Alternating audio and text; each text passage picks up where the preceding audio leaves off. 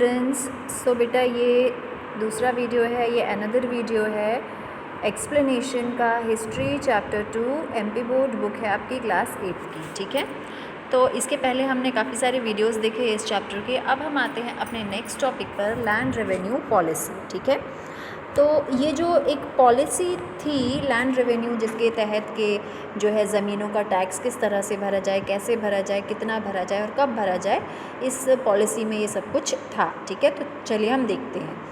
तो 1793 में Lord Cornwallis जो थे, इन्होंने परमानेंट सेटलमेंट जो है लेकर के आए, ये इंट्रोड्यूस किया इन्होंने परमानेंट सेटलमेंट बंगाल में, बिहार में और उड़ीसा में।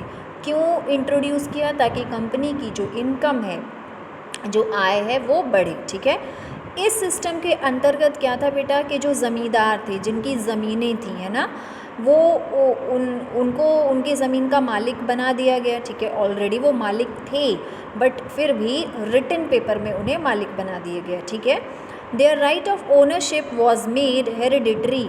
अच्छा, अब जो ज़मीन की जो ओनरशिप है कि ठीक है, जो ज़मींदार है उसके बाद ज़मीन किसकी होगी, इसे हेरिडिटरी कर दिया गया। मतलब ज़मीन के जो हकदार है, उसका जिसकी ज़मीन है, अगर मालिक मर गया तो उसके बाद उसके बेटे की होगी, फिर उसकी फैमिली पर्सनस की होगी। ठीक है, इसके साथ साथ रियोतवारी सिस्टम जो है वो इंट्रोड्यूस किया गया, उसे लाया गया मुंबई में, चेन्नई में।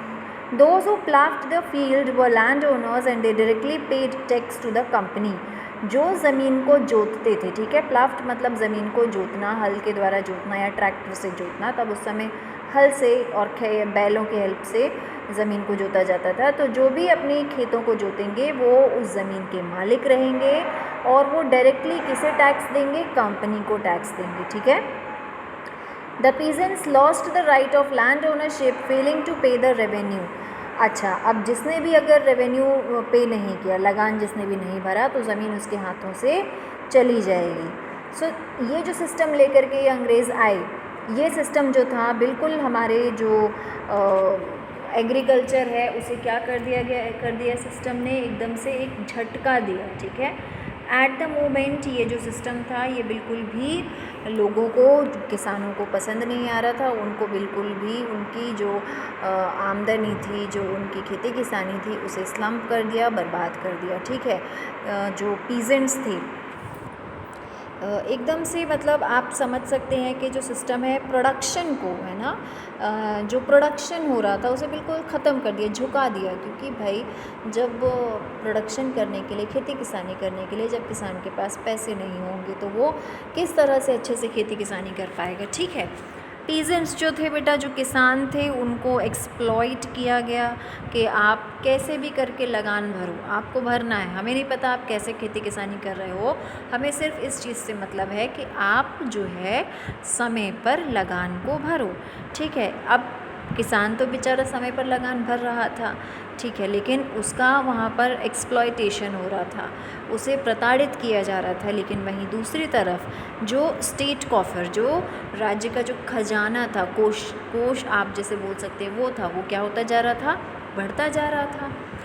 अवध प्रोविंस में, अवध संभाग, आज का जो उत्तर प्रदेश है, उस समय उसे अवध कहा जाता था। ठीक है, वहाँ पर महलवारी सिस्टम इंट्रोड्यूस किया गया। ठीक है, इस सिस्टम में क्या था बेटा? ये एडवांस्ड फॉर्म था ज़मींदारी सिस्टम का।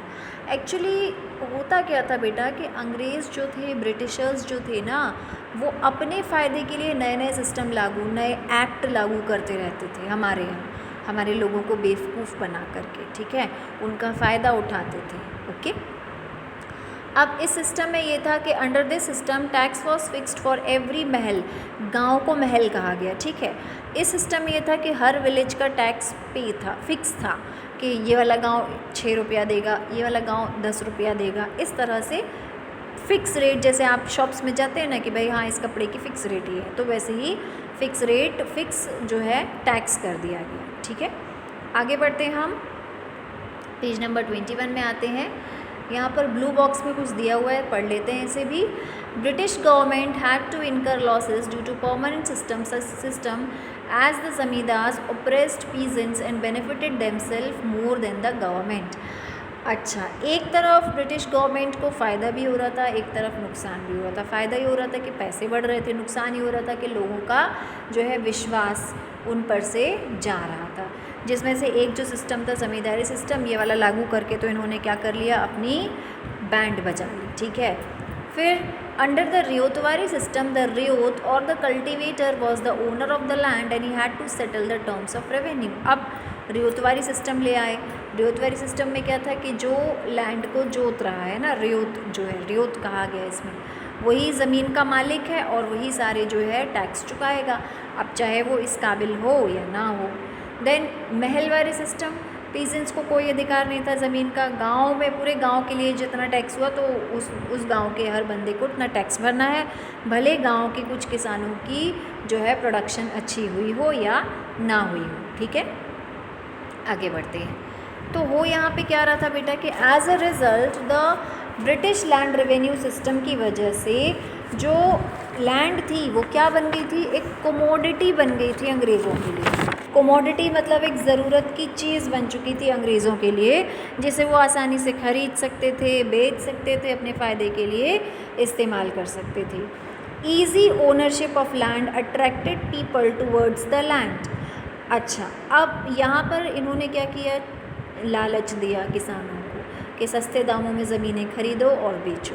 इससे क्या हुआ कि जो किसान थे वो इस तरफ अट्रैक्ट हो रहे थे, अपनी ज़मीनें बेच रहे थे, पैसों के लालच में ज़मीनें खरीद रहे थे।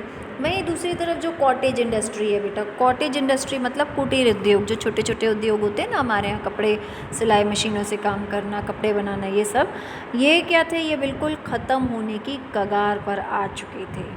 किसान कराह रहे थे, ग्रोनिंग मतलब कराहना, कर्ज़ों में पड़ चुके थे किसान। फिर इसके बाद इतना सब होने के बावजूद नेचुरल कैलामिटीज़ जो थी, तूफ़ान फ्लड, बाढ़ आ गई, सूखा पड़ गया, इससे क्या हो गया, जो किसानों की ज़िंदगी थी बेटा वो और पिटीफुल और दयनीय बन चुकी थी, ठीक है। Easy transfer of land and it's division completely shook the Indian villages. तो ये जो ज़मीनों का बेचना, खरीदना, टुकड़े करना, ये जो हो रहा था, इस सिस्टम ने पूरी तरह से गांव जो है, हमारे देश के गांव जो थे, उन्हें बिल्कुल भी ध्वस्त करके रख दिया था, तोड़ दिया था, ठीक है। द ब्रिटिश पॉलिसी हैड, अब ये जो अंग्रेज़ों की जो पॉलिसी थी बेटा, इसका बहुत विनाशक हमारे यहाँ अफेक्ट हुआ, असर हुआ हमारे कॉटेज इंडस्ट्री में, क्योंकि जो कारीगर थे, हाथों से काम करने वाले, सिलाई वाले, बुनाई वाले, कढ़ाई वाले, इनको बहुत नुकसान हुआ, ठीक है। इनिशियली होता क्या था कि जो कारीगर होते थे और जो क्राफ्टमैन होते थे, है ना, ये अपना सामान डायरेक्टली फॉरेन ट्रेडर्स को बेचते थे। विदेशी जो ग्राहक आते थे उन्हें सामान बेच के वो प्रॉफिट कमाते थे। तो इस वजह से हमारे यहाँ की जो सामान की कीमत थी विदेशी मार्केट में, वो क्या हो गई थी, ज़्यादा हो रही थी, क्योंकि हमारे यहाँ बहुत अच्छे कारीगर थे। आप आज भी देखते हैं अपने यहाँ जो साड़ियाँ बनाई जाती हैं, कितनी सोबर, ब्यूटीफुल, अट्रैक्टिव होती हैं। कॉटन की साड़ियाँ हों चाहे सिल्क की साड़ियाँ, जो हाथों से जो साड़ियाँ बनाई जाती हैं, हाथों से जो शॉल्स बनाए जाते हैं, राइट। तो हमारे यहाँ की जो सामान की कीमत थी फॉरेन मार्केट में, वो क्या हो रही थी, इनॉर्मस, मतलब बढ़ रही थी। और इसकी वजह से अंग्रेज़ों के व्यापार पर, अंग्रेज़ों की इंडस्ट्रीज़ पर उल्टा इफ़ेक्ट पड़ रहा था, क्योंकि उनका सामान बिक नहीं रहा था और हमारा सामान बहुत अच्छे तरीके से बिक रहा था। तो इससे क्या हुआ, their industry faced acute problem of survival and ultimately British banned the trade and use of Indian cloths. तो अब अंग्रेज़ों को ये समझ में आ रहा था कि भाई हमारे यहाँ का जो इंडस्ट्रीज़ है वो तो किस पे जा रही है, मिट्टी के मोल में जा रही है, क्योंकि लोग तो जो भारतीय जो सामान है, भारत का जो कपड़ा है, उसे खरीद रहे हैं। तो अंग्रेज़ों ने देखो क्या चालाकी करी, उन्होंने हमारे सामान को, हमारे व्यापार को अपने देश में यहाँ पर पूरी तरीके से बैन कर दिया, बंद करवा दिया। इंडियन क्लॉथ्स को यूज़ करना बंद करवा दिया गया, ठीक है। सोचो कितने negative and so much cruel people they were. आगे बढ़ते हैं बेटा। अब इसी दौरान 1813 में चार्टर एक्ट पास हुआ। इस पे ये था, चार्टर एक्ट में ये था बेटा कि English had a massive foreign and colonial market. इस दौरान अंग्रेज़ जो है कॉलोनियल मार्केट लेके, उपनिवेशक मार्केट जिसे हम बोलते हैं बेटा, जो छोटे छोटे एरियाज़ में अलग अलग तरीके से जा कर के व्यापार करना, दैट इज़ कॉलोनियल मार्केट। इस मार्केट में क्या हो रहा था, अंग्रेज़ों को बहुत फ़ायदा हो रहा था, ह्यूज बेनिफिट्स, ठीक है। वो अपना huge benefits could be earn by selling English goods in this market. In market में वो अपना सामान बेच के क्या करते थे, बहुत ज़्यादा प्रॉफिट कमाते थे, ठीक है।